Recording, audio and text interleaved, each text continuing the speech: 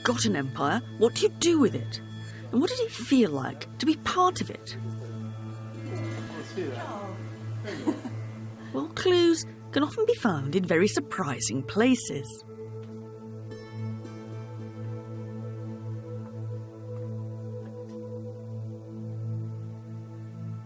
I'm talking rubbish. Ancient Roman rubbish. I'm in the middle of a Roman landfill site. Millions and millions of broken pots that once contained the fuel of the ancient city, olive oil.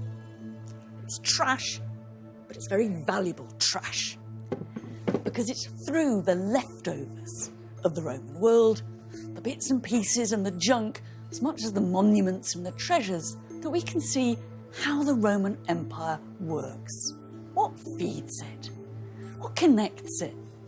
Who are the winners and who are the losers?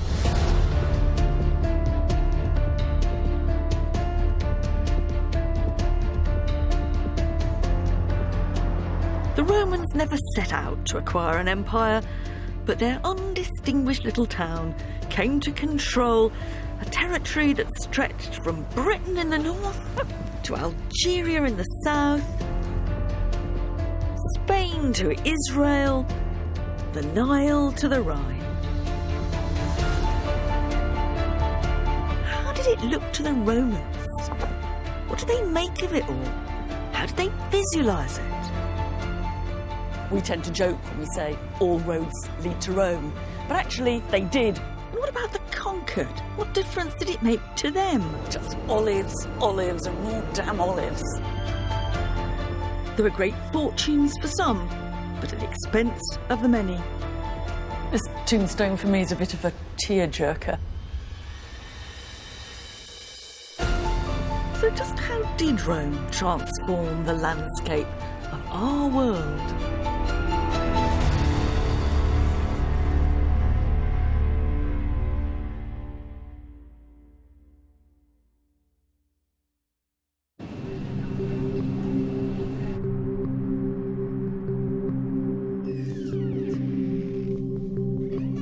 For an extraordinary record of the scale and impact of the Roman Empire, I've come to see what must be one of the most remarkable and surprising leftovers from the Roman world. So I'm going to show you our freezer. And it's not a piece of pottery or even an inscription. Have I shut the door? Yes. Blimey, So- this must be what Greenland feels like. Yes. What I'm here to see is ice, recently drilled from the Arctic ice sheets, preserving layers and layers of buried history, right back to Roman times. How far in Greenland do you actually have to drill down to get to the Roman bit? I would say 400-500 meters deep in the ice sheet. By analysing this ice, Celia Sappert and her team at Utrecht University have discovered some striking evidence about Rome's impact on the environment. So here you can see a piece of ice from Greenland that we have already measured. So in fact you see all these small air bubbles, and each air bubbles represents the composition of our atmosphere in the past. Gosh. There's Roman history melting in your hands. And what we do in fact is that we measure the greenhouse gases in those little bubbles, especially methane. That's our main interest. And we had a big surprise that around year one we had an increased level in this methane fingerprint, showing that higher level of biomass burning. So burning can be burning because of deforestation, burning because of all kind of other processes. And comparing our data with historical data, this peak was related to population growth and to the Roman Empire expansion. The data revealed a sharp spike in the level of methane in the Earth's atmosphere that wouldn't be seen again for over 1,000 years. This is really great for me because we know that the Romans had all this extra increase in productivity and industry, etc. But actually to see it kind of trapped there forever in the ice, that's truly extraordinary. And I kind of think we feel a bit differently about it, perhaps, but I think the Romans would have been absolutely delighted to see their impact kind of preserved like this. Yes. Roman pollution fractured in the Greenland ice sheets, is dramatic evidence of a burst of energy as Rome transformed the world it conquered.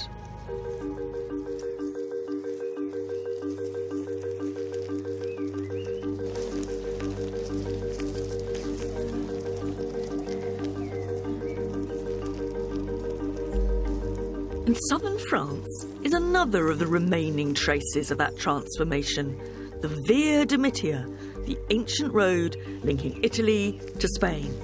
Because Rome built its empire from the ground up, connecting people and places in a way that had never been seen before. For us, roads almost stand for Rome. And actually, Roman roads still do lie underneath many of our own transport routes. But it's easy to forget quite how revolutionary it was to go from a system of windy local dirt tracks to great paved highways striking out across the continent. It wasn't that the speed you could go on them was that impressive. Still took even the fastest Romans about a week to go what we could cover in a day. But the idea that you could start out in Rome, get on a road, stick on it, and end up in Spain or Greece, that was entirely new. Like sinews crossing the empire, the Romans built a network of roads over 80,000 kilometres long, not only creating a new geography, but introducing an entirely new Roman way of thinking about the world. This is a bit of disused signage from a Roman road. It's one of a series of milestones that were set every Roman mile, it's about 1.5 kilometres, along all the major routes. Most of the writing on it is actually the emperor's name and titles, so you know who to thank for this lovely road. Underneath is a big number 3. That means we're 3 miles from the nearest staging point. What's important about this is that you know exactly where you are. For the first time, you can place yourself in the world.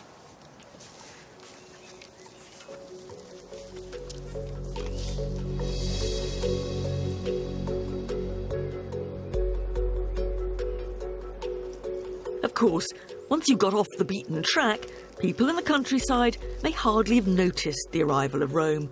Life would have gone on much as before. But where there were Roman roads, things changed. Not necessarily for the better. It wouldn't have been fun finding a brand new superhighway going straight through your land. And Romans complained, much as we do, about the bad food and exorbitant prices at the ancient equivalent of service stations. For some, though, these new roads were a cause for celebration. These are copies of 4 really strange Roman drinking goblets. They're quite recognisably in the shape of milestones. But not just that, they've got lists and lists of names of places scratched into them. What it says round the top is that this is the route from Gades, that's Cadiz in Spain, to Roman, to Rome. And between each place, it's giving you the number of Roman miles that you have to travel. And at the bottom, it does a grand total of the whole length of the road, which is over 1,800 Roman miles. That would take you more than 40 days to travel.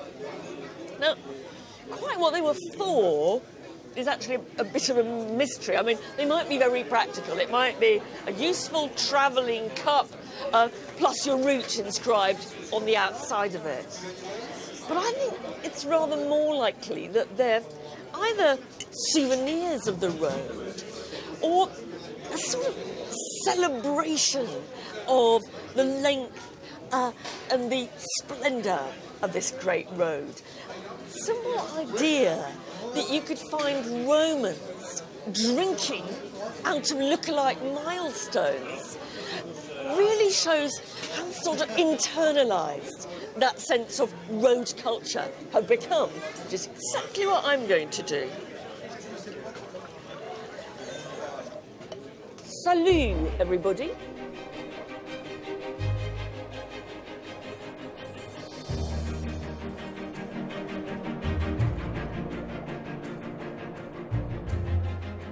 The goblets also point to that other great marker of Roman presence on the landscape, towns. The Romans sponsored the greatest programme of urbanisation in history, and in Western Europe, their cities still often underlie our own. All over the empire, towns needed infrastructure. It's the old cliché about the Romans that they built roads and bridges, baths and drains, and aqueducts like this one. And they ploughed an awful lot of cash into it. This wasn't one of the longest or the most vital aqueducts in the Roman world. It channeled water just 15 kilometres from a mountain spring to the small Spanish town of Segovia. But all the same, it's hard not to feel impressed by the ingenuity of it and the sheer chutzpah of that series of arches. This is where even I get a bit gobsmacked by Roman engineering.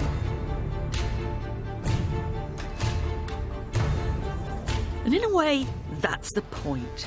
It's one of the trademarks of the Roman Empire. It's meant to be in your face, and its message goes far beyond any practical purpose.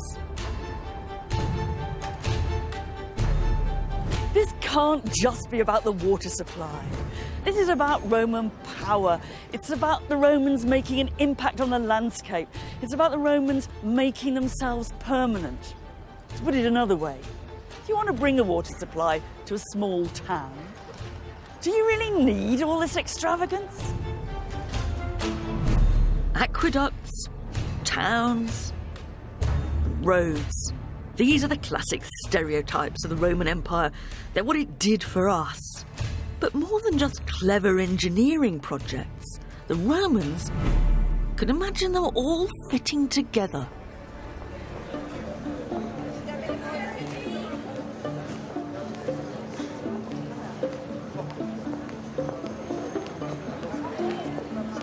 This is a map of the Roman Empire. Oh, Right. An ancient map. It's a medieval copy of an ancient map of the Empire. oh, medieval. But it's copying a Roman map. It's just This is the only Roman map of the empire we have. Or actually, it's a copy of a 13th century copy of an ancient Roman map. Why this is important is it gives us a glimpse of how the Romans pictured their own empire. Some of that's pretty obvious. You've got Rome right in the middle. And leading out from it, you can see the roads. There's some familiar names. There's Naples or Neapolis. And there's Pompeii. And that rather squashed island there, that's Sicily.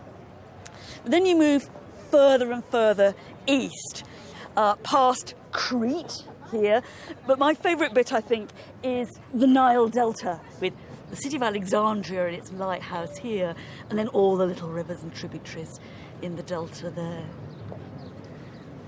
In some ways, this looks like a very mad representation of the world. It's all terribly squashed and it's not arranged north-south. But it's making more important points than that. It's saying that Rome is at the very centre. And what's important about the empire is its cities, its towns and its roads. We tend to joke when we say all roads lead to Rome.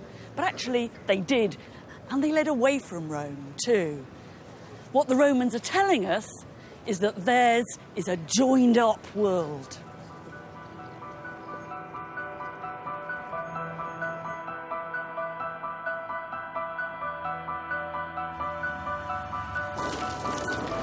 It's a dramatic statement of Roman power and control, and a network of connectivity which joins up places never before joined up. And in this new connected world, the demands of the Roman state and over 1 million consumers in Rome itself could be met by producers many hundreds of kilometres away. This is when the hills of southern Spain became a giant olive farm and juicing enterprise. This kind of monoculture, just olives, olives and more damn olives, is one legacy of the Roman Empire. It was then that southern Spain first became the world's biggest producer of olive oil. More than 7 million litres of the stuff going to the city of Rome alone every year. It was an agricultural revolution. Anyone who'd lived through it would have seen the countryside round about them completely transformed. The Roman Empire ran on olive oil. It was used not only for cooking, but lighting, and even the ancient equivalent of soap. You couldn't live without it.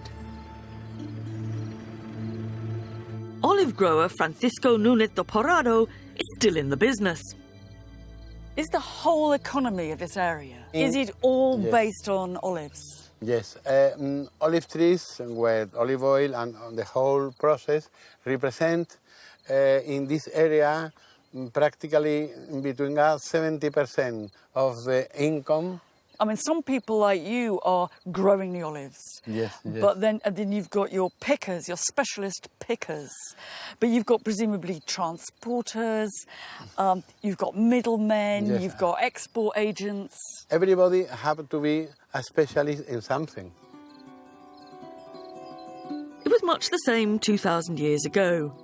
Olive oil provided jobs in a highly profitable industry. There were lots of people who made lots of money out of all this.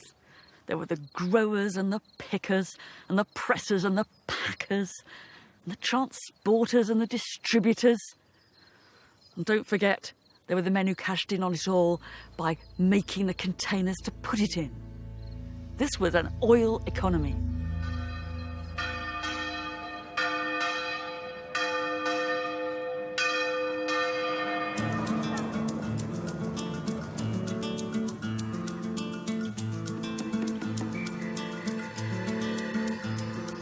Shipping 7 million litres of olive oil to Rome and the wider empire each year required more than just trees and presses.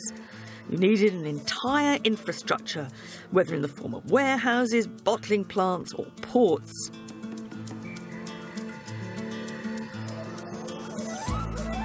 One of the main transport hubs and distribution centres was a place the Romans called Hispalis, and we call Seville. Built into the fabric of the modern city, unnoticed by most passers-by today, is an introduction to one of the Roman officials whose job it was to make sure the precious oil reached its final destination. This is a plaque put up in honour of a man called Sextus Iulius Possessor. And it's ended up, I'm afraid, in an extremely inconvenient place. Really what it is a description of Possessor's whole career. First of all, he seems to be stationed in Italy itself, looking after the incoming supply of oil from both Africa and Spain. But then he moves out to Seville to a job which is described as procurator, somebody who's in charge of the Ripam Baitis, the riverbank of the River Baitis, an interesting case of how Roman imperial administration works. They never have very many people on the ground, but they do get men into place in key areas. And here we've got Possessor, I think, as a safe pair of hands in Seville, making sure that nothing goes wrong with the supply of oil to Rome from this end. Of course, ultimately, this was all for the benefit of Rome. But a more complex exchange was taking place too. As olive oil flowed to Rome, money flowed into Spain.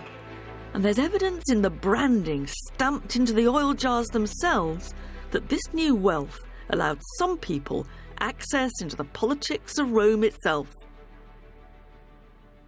This is a particularly tantalising example because the stamp here reads very clearly Port, P-A-H.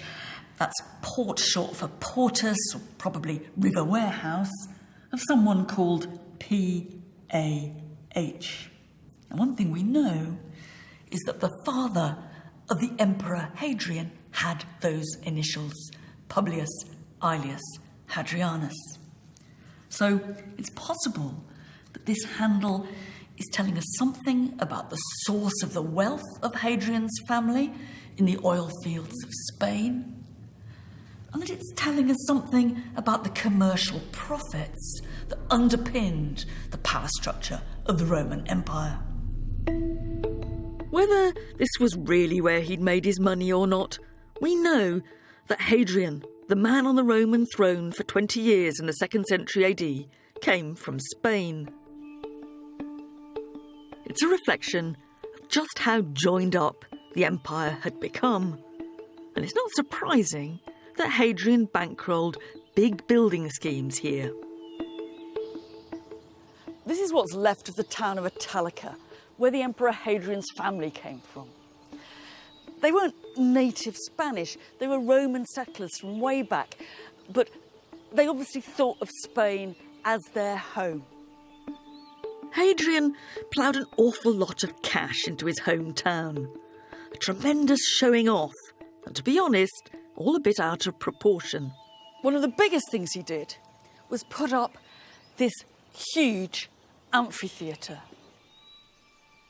It would have accommodated 25,000 people. Now, to put that in context, the Colosseum in Rome accommodates about 50,000 or so. So you've got a small town amphitheatre in Roman Spain with half the seating of the Colosseum. Or, to put it another way, the population of Little Italica was only something like 8,000 people in all. To me, that sounds a bit like a plutocratic benefactor giving little Cambridge United a stadium half the size of Wembley. It is a little bit absurd.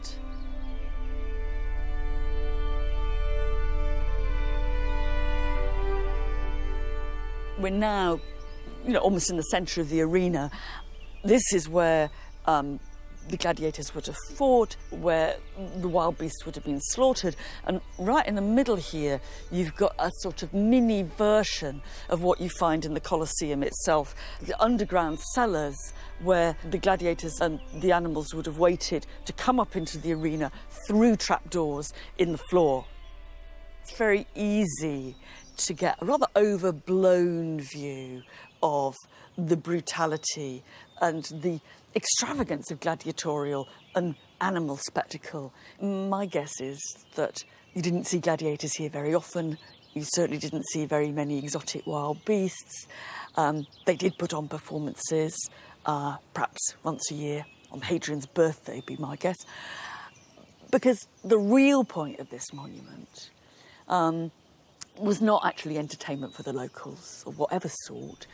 The real point of this monument was to stamp the image of Hadrian on his native city. And what Hadrian's Italica really shows is something of the wider process by which Rome remodelled the world in its own image. In Spain and elsewhere, Rome established itself for good, not just in bricks and mortar, but in institutions and laws which defined a specifically Roman urban way of life.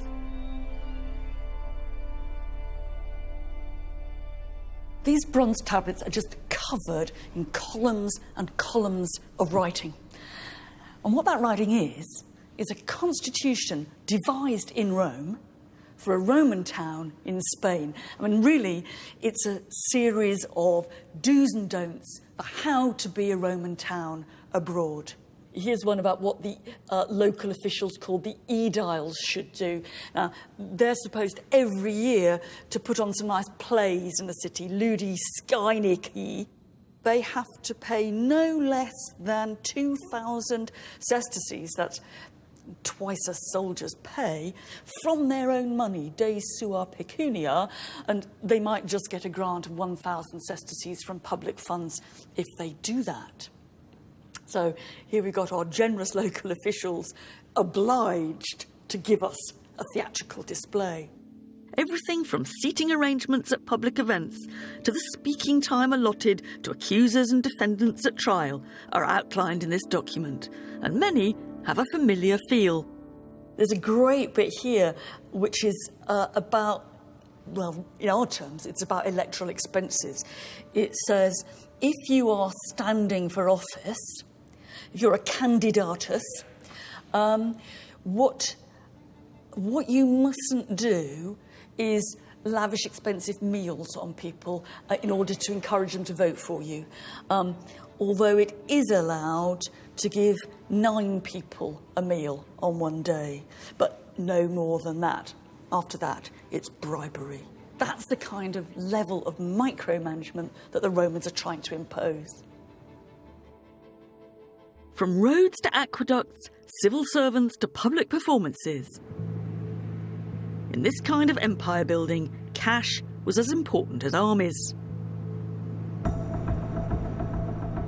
In the ancient world, if you needed cash, you had to dig for it. Southern Spain wasn't entirely olives. There were plenty of riches in the form of silver to be unearthed here too.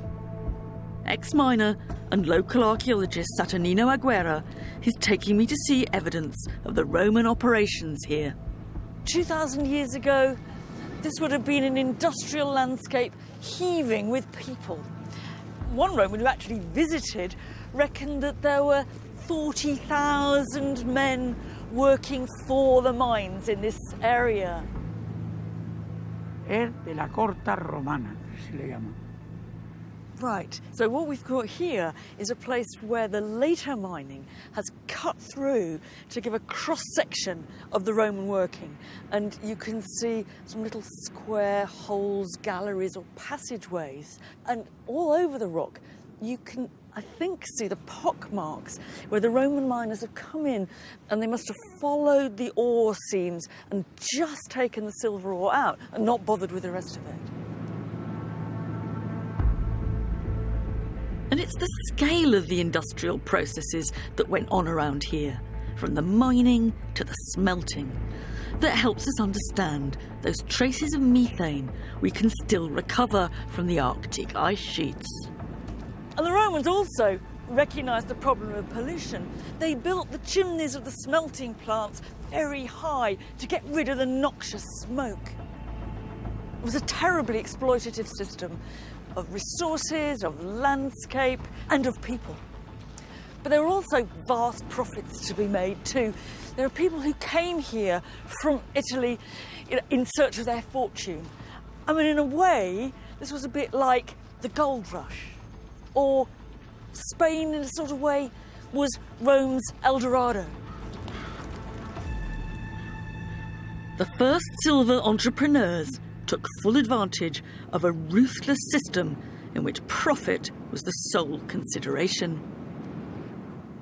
The organisation of the Spanish mines was a mixture of public enterprise and private enterprise. The Roman state owned most of them, but didn't have the infrastructure to manage them. So it sold the franchise to a range of private companies. They called them publicani. In our terms, that's public service providers. The dangers of that are obvious. The state gets the basic minimum. The only incentive for the private companies is to maximise their profits. And the people who pay the price are the poor guys down there.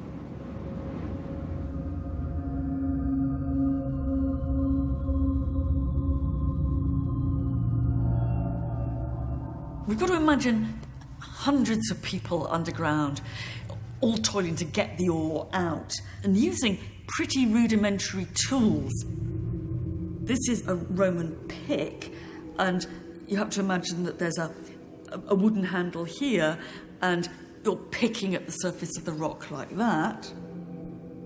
This one is really heavy. It's a rather clever dual-use tool. Again, it's got a wooden handle going through there, and you can either hammer at the rock or you can pick at the rock using the other end. You'd have to be pretty strong to wield that effectively. You'd have to be even stronger, though, to manage this crowbar. I mean, imagine you're coming and you're trying to pick out the seams of the ore, and you're jabbing this into the rock to loosen it out with this sharp end.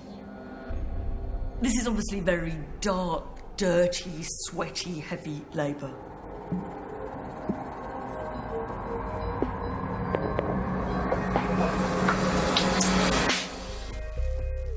And it's a reminder that beneath the surface of this sparkling new empire, there were the silent underclasses keeping the wheels in motion.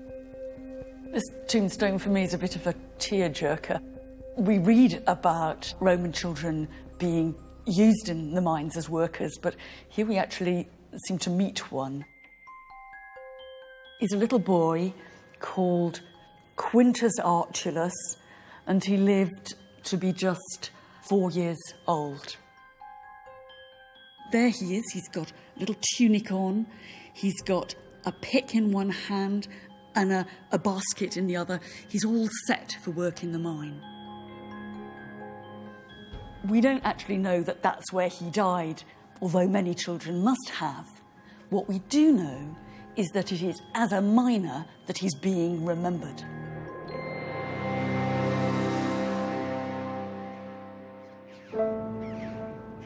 It was on small backs like these that the wealth of Rome was built. The silver he helped to mine minted into the currency of empire. What most of this Roman silver went into was coin. Things like this. One Roman estimates that each year in this area they got 9 million of these. That's an enormous impact on Roman economy and society. You can buy an awful lot of aqueducts and armies for 9 million of these.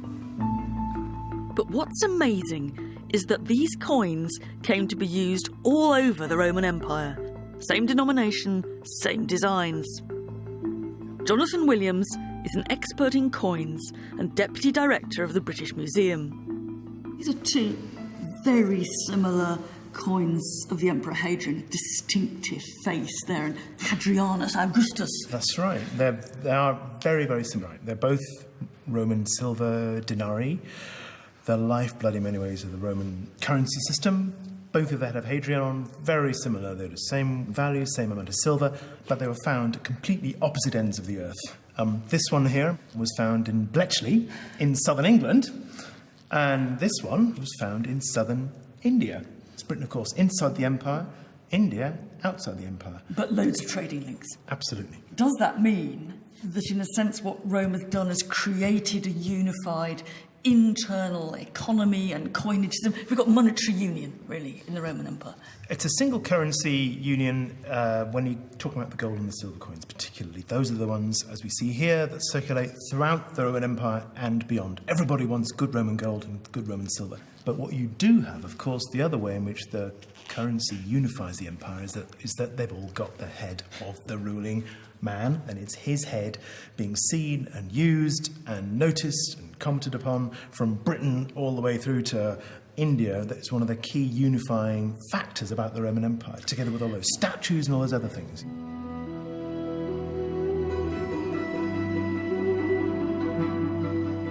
From its Spanish mines, Rome maintained a constant flow of hard cash, trickling down to contractors, soldiers and traders across the Roman world, who could hardly have forgotten that all this wealth was tied to Roman power. In return, Rome became the focal point for all the empire had to offer, drawing in taxes, talent and the raw materials to build the imperial city we know today. And one of the highlights, still standing in all its glory, is the Pantheon.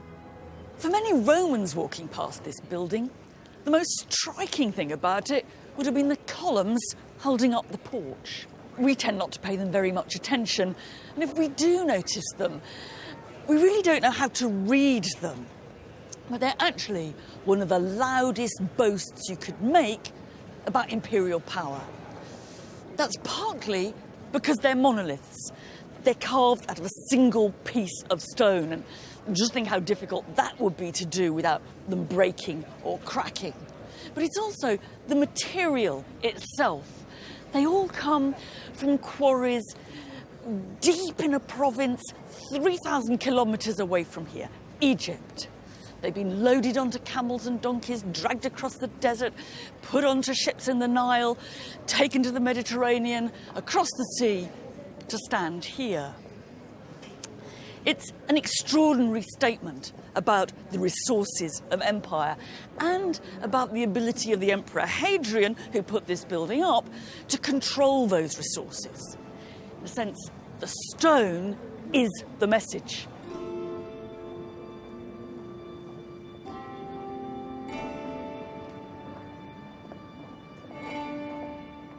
But even emperors couldn't control everything.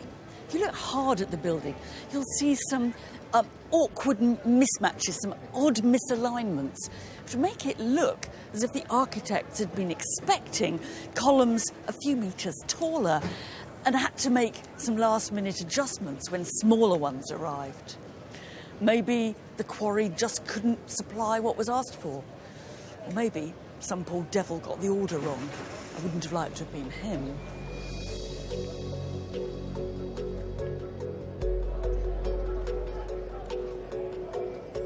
For me, the Pantheon reflects how the empire changed Rome just as much as Rome changed the empire. The capital was where stuff from all over the Roman world was on display and on sale. And at the centre of this world was the Mediterranean itself, Rome's internal sea. It was much quicker and cheaper to bulk transport goods by water than by land, and the Mediterranean became a busy highway with cargo ships laden with things from grand granite columns to humble objects of daily life. Everywhere you went in the Roman Empire, you'd have found people eating and drinking out of shiny red pots like this. And you still find them stacked on museum shelves everywhere from Hadrian's Wall to North Africa. Most of us, and that's me included, just walk past them without a second glance. But actually, they're what's left of the most extraordinary case of Roman mass production. Most of them are pretty plain, but this one's got a more exciting decoration. It's got pictures of the goddess Diana having a bath and being spotted by the unfortunate Actaeon, who gets attacked by his dogs as punishment for having seen the goddess with no clothes on.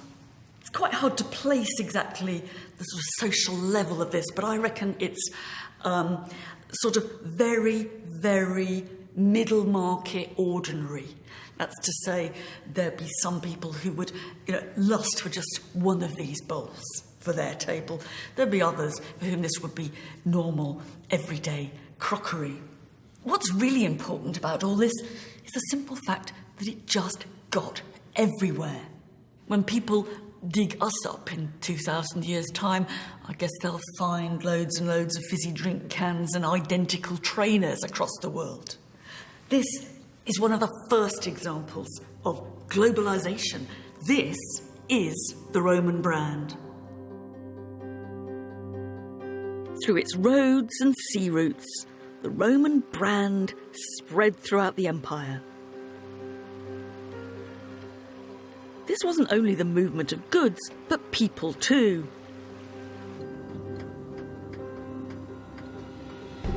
In the remote town of Hierapolis in modern Turkey, we find the remarkable tomb of a man who seems to have made the most out of the opportunities of belonging to the new Roman world. This is a wonderful story of an exciting life on the high seas. It's the tombstone of a man called Flavius Xeuxus, and he says that during his life he has sailed around the promontory of Cape Malia, that's the very southern tip of Greece, between here in Turkey and Italy 72 times. So what's he doing? Well, Hierapolis was the textile capital of this part of Turkey. And he can only have been going from here to Italy to flog all the things they were making. But what's interesting is what he chooses to put on his tombstone to sum up his life are those dangerous 72 journeys.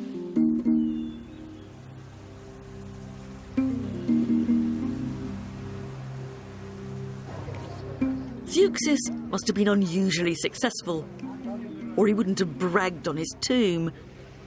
But for someone like him, the Roman Empire made the world simultaneously bigger and smaller.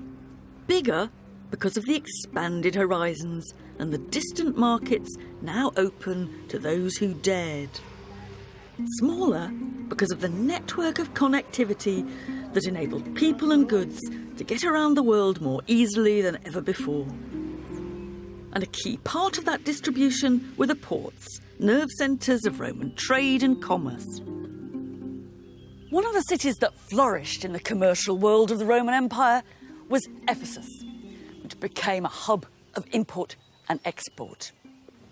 It had once been an old, famous Greek town, going back centuries, but it was transformed by the Romans. Everything we now see here is the result of Roman investment. And the reason it was so important in the Roman world is simple. It's harbour.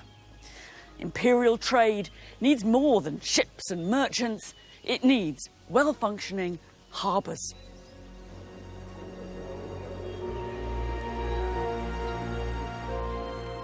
The coastline around Ephesus has long since changed, and it's now a good way inland. But in its heyday, it was an important maritime gateway to the east and to rich pickings from as far away as India. A reminder that the Roman world was much bigger than the Roman Empire.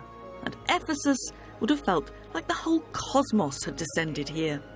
People from everywhere speaking as many languages on the streets then as they do now. A city of 250,000. Not just those that lived here, but people coming and going. And everyone busy, busy, busy. The honest guys doing a hard day's work, the cheats and the chancers, the go-getters and the bureaucrats, and of course, the money makers.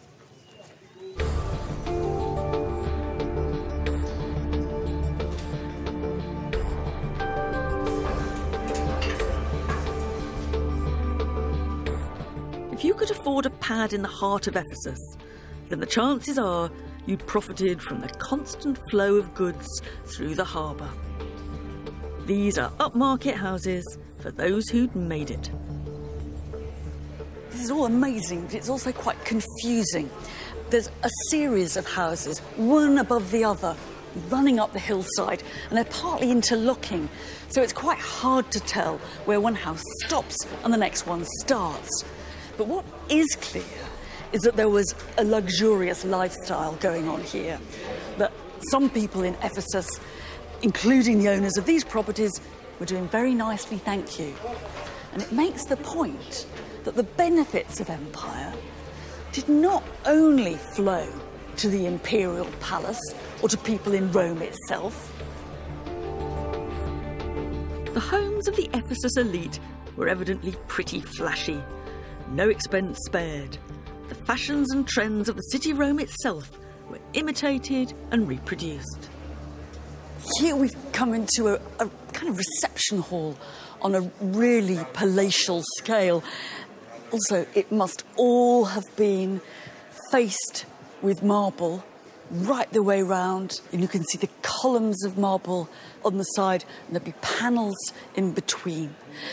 This is where somebody big entertained and displayed his wealth and power. This is, almost imperial scale.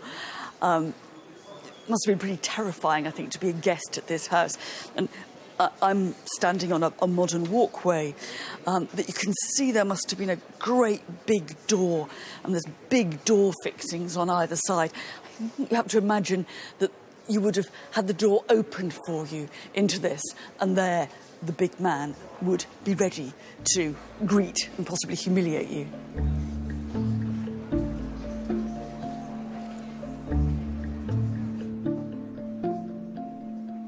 The things that came from the temples of Ephesus really live up to that classy Roman style. So too do the things from the terraced houses.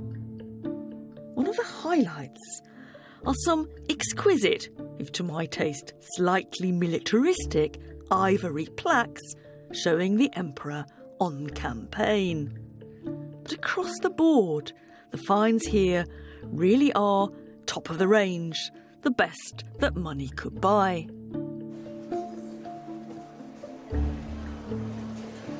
The question is, where did the money come from? Now, where did these guys who own these houses make their cash? Well, trade, obviously, but to say trade makes it all sound a bit easy, a bit comfortable.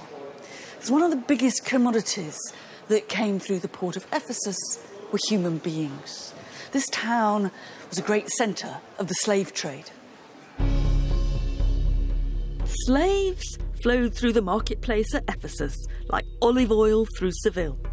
The brutal truth was that many Romans wouldn't have seen much of a distinction between the two. As they saw it, slaves were one of the products of empire. Many the victims of Roman conquest, or kidnapping, or just foundlings. If you wanted to buy a slave, this is where you'd have come. It's uncomfortable to grasp, but the Roman Empire depended on slave labour. And like every other ancient society, the Romans took slavery absolutely for granted. But uncomfortable as it is, if we want to understand rather than just deplore what went on here, we have to try to get into the mindset of those who came to buy slaves. What did they think they were doing? My guess is they thought they were doing their shopping. Perhaps they were here after a gardener, or a tutor for their child, or maybe a hairdresser. How are they going to be sure they weren't ripped off? Could they trade in last year's model? And were they missing out on a special offer next week, 3 for 2? That may seem a very callous way of putting it, but it is the everyday reality of Roman life. Slaves were the operating system of empire, picking the olives, quarrying the stone, mining the silver and constructing the buildings. They weren't just a perk for the rich.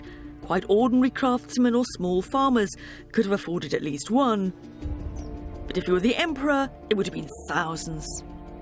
In fact, it's at the Emperor Hadrian's villa just outside Rome at Tivoli that we can still get one of the clearest glimpses of the slave's world and the strict social hierarchy that underpinned the empire. And this is where the slaves lived, in hundreds of rooms. How many were squashed into each one, we just don't know, but I don't imagine we should be thinking of individual bedsits. Some of those slaves were servants or labourers, and that's how we usually think about slavery. But others would have been slave doctors, accountants, librarians, and musicians. These were the people who were needed to power this estate. A slave in the imperial household would have been in a lucky position compared to those working in the silver mines of southern Spain. But the truth is, we can't ever see it from their point of view because they haven't left any account which gives their side of the story, so all we can do is imagine it. This is where some slaves spent most of their working lives, downstairs in a network of dark service tunnels beneath the grand, airy quarters upstairs. The people scurrying about down here were always meant to be invisible, and they've remained pretty much invisible to us, largely because they've left no trace behind them. For me, this underground world is a powerful symbol of one very nasty side of Roman slavery and exploitation. But before we feel too much moral superiority coming on, it might be worth reflecting how many invisible people there are beneath the surface of our world too.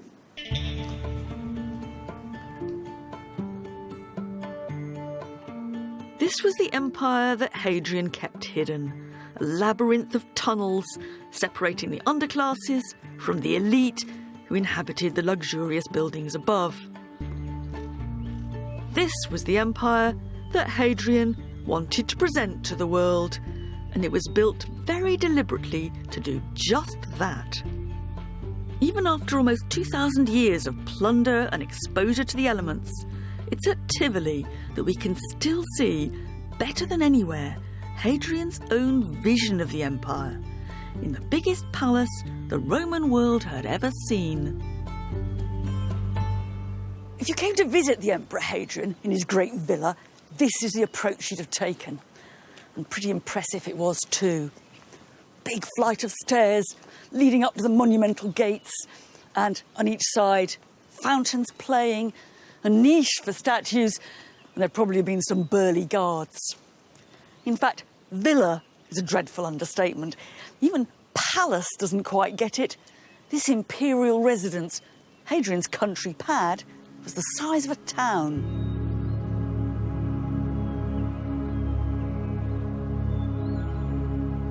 Once you'd passed security and got your foot in the door, the sheer scale of the place and the luxury would have been dazzling.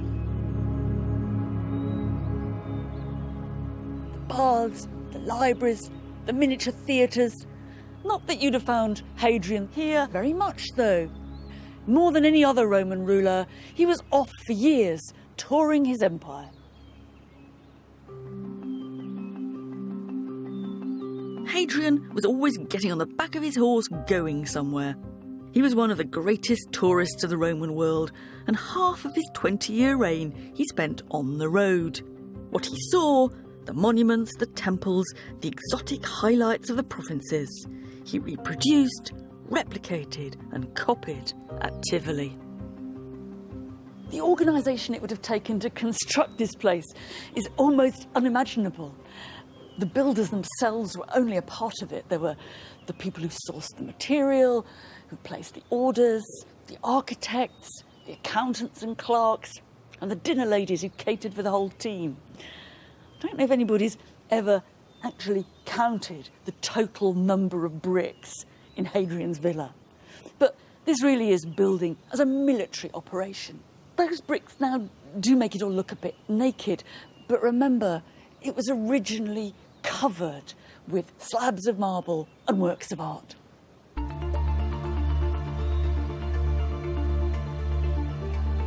It's difficult to visualise it today, but Tivoli's interiors must have been amongst the most lavish in the Roman world. Just a few broken pieces of marble have been unearthed, giving us a snapshot of what it might have looked like. Conservationist Barbara Caponera has the tricky task of trying to put the jigsaw back together. Sometimes you can get to see what covered those bare brick walls. And this is an amazing image of a horse and a charioteer or his rider. There's the horse's tail here and his leg there. It's all made on the kind of same principle as a mosaic, but with larger pieces. So this is marble, and the horseman's belt is made out of blue glass. And it was surrounded by a frame, so it's kind of like a painting on the wall. These marbles have been brought in from all over the empire. The horse's body is a rich yellow marble that we know comes from Tunisia. And one of these other fragments here is a great green marble that was from Greece, actually in the area around Sparta. What else have you got, Barbara? È un listello ed è in porfido, e il porfido viene dall'Egitto. Right, so this is porphyry from Egypt, and it can go next to Tunisia. And this is another very bright red orange marble that comes from Greece, that goes next to Sparta there.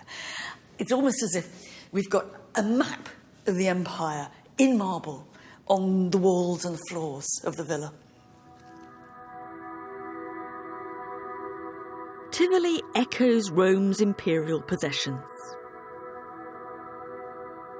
Here, statues representing Rome with its mythical founders, Romulus and Remus, sit side by side with the god of the river Nile, representing Egypt. A visual reminder of how far and wide the emperor's domain stretched. At the Pantheon, Hadrian had displayed his power to control the resources of empire. But here he went a step further, trying to evoke on his own estate some of the most admired monuments and landscapes of the provinces, including a slice of Egypt. This was perhaps the swankiest dining room in the whole of the Roman world. You have to imagine the select few guests reclining here, surrounded by water, and picking up the delicacies from little boats floating in front of them. But they weren't just eating five-star food in a lavish setting. They were eating in a replica of one of the most famous monuments of the province of Egypt. Because Hadrian's project was not simply to create a luxurious lifestyle for himself.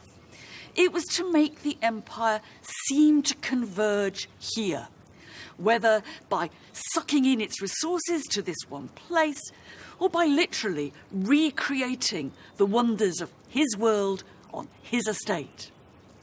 To tour the villa must have been like touring the empire. This was the empire in microcosm.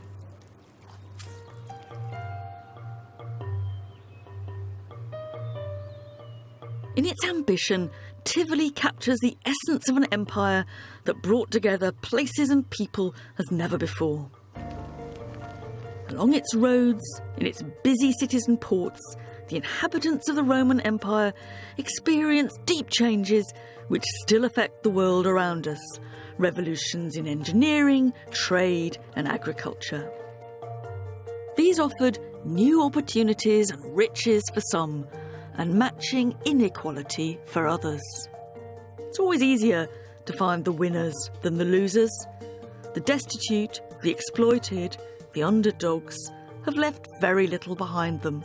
The profiteers of Ephesus, the oil barons of Spain, and the entrepreneurs of the seas have left the traces of their success stories, whether in the shape of broken bits of pottery or great grand columns. But one thing's for sure, winners and losers lived in a new world.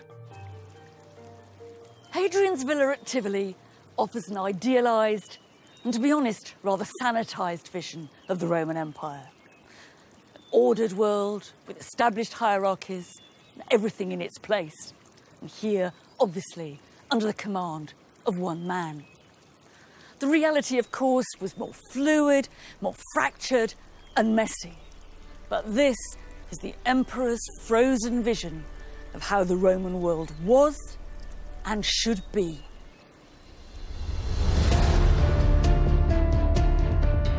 In this new joined-up world, what did it really mean to be Roman? You saw the toga everywhere. Frequens, toga. How would you become one? And what difference would it make to your life? Have a good bath, it says. And I suppose it means flip-flops only in here.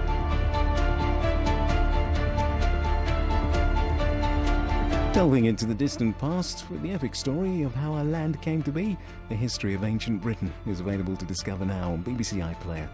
The winter months with the North Farm are approaching as we take a final look at all that's normal for Norfolk on BBC Two next.